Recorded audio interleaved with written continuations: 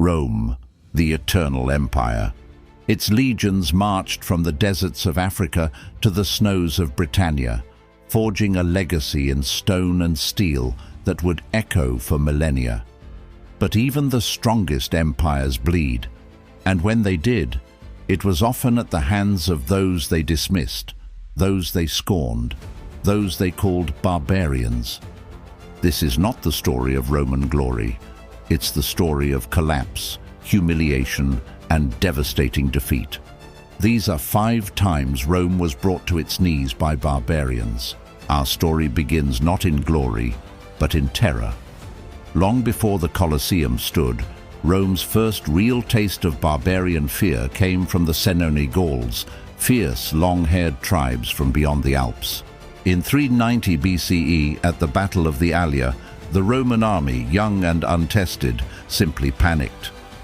Some accounts say they never even raised their weapons. They broke and fled. The Gauls crushed them, then marched unopposed into Rome itself. The city was sacked, the sacred temples were desecrated, and the Senate was slaughtered where they sat. The historian Livy described the horror, writing, "Rome was taken, and all but in ashes." The Romans, humbled and defeated, were forced to pay a humiliating ransom, 1,000 pounds of gold, just to buy their city back from its conquerors. It was a brutal reminder that Rome's eternal glory began with total collapse. Centuries later, the Romans, now masters of the Mediterranean, pushed into the dark, misty forests of Germania. 3 legions, nearly 20,000 men, marched under the command of Publius Quinctilius Varus, supremely confident in Rome's might. But deep in the Teutoburg Forest, a devastating betrayal waited for them. Arminius, a Germanic chieftain who had been raised in Rome, educated as a Roman, and even served in their army, turned on his masters. He led Varus and his legions into a perfectly laid trap. Over 3 nightmarish days, the Roman column was ambushed, cut off, and methodically annihilated in the unforgiving terrain. Rain-soaked ambushes from all sides, screaming horses, and the eagle standards of the legions lost in the mud. Rome lost 3 entire legions. The psychological shock was immense.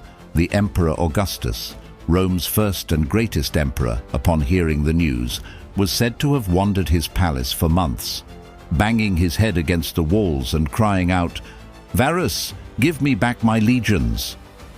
The trauma was so severe, the defeat so total, that Rome never again seriously tried to conquer the lands east of the Rhine. The forest had swallowed its finest soldiers. For 800 years since the Gallic sack, the city of Rome had stood untouchable, the sacred heart of the world's greatest power. But in 410 CE, it once again burned. The Visigoths, led by Alaric, were not strangers. They had once served as Roman mercenaries fighting for the empire. But a history of betrayal, broken promises, and unpaid wages turned them into bitter enemies. Rome, arrogant and overconfident, refused to negotiate. So Alaric marched his army to the gates of the city itself. In the end, the gates weren't breached by force. They were opened from the inside by starving slaves, desperate for an end to their suffering. For 3 days, the once unconquerable city was looted, desecrated, and shamed. As Saint Jerome wrote, "The city which had taken the whole world was itself taken." It was the first time since the Gauls that so-called barbarians walked Rome's streets as conquerors. This time, no ransom would save it. The illusion of invincibility was shattered forever. Before the sack of 410, another disaster had already signaled the beginning of the end. The Goths were desperate. Pushed from their lands by the advancing Huns, they arrived at the Danube River, begging Rome for refuge. Rome allowed it, but then viciously abused them. Corrupt officials stole their food, enslaved their children, and treated them with contempt. The refugees starved. Unsurprisingly, tensions exploded into open rebellion.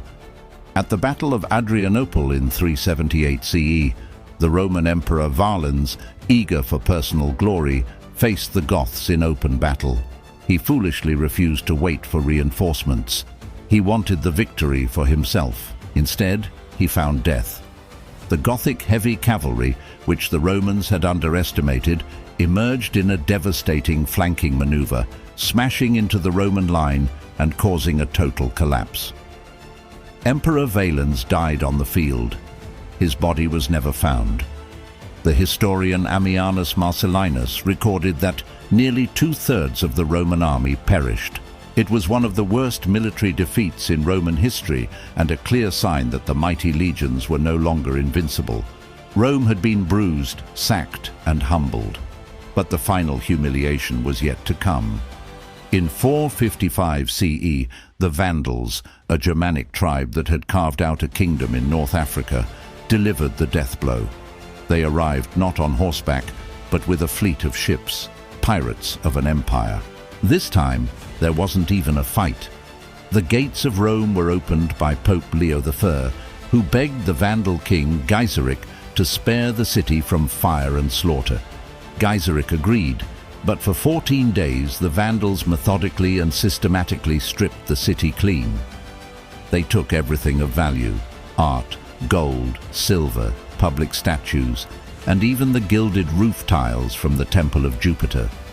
This wasn't just a raid, it was a symbolic death.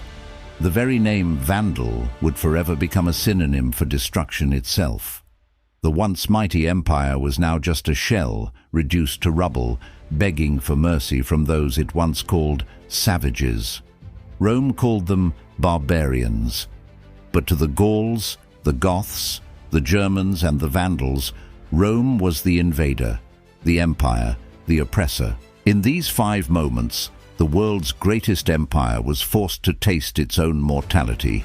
Its walls were breached, its pride was shattered, its legions were broken.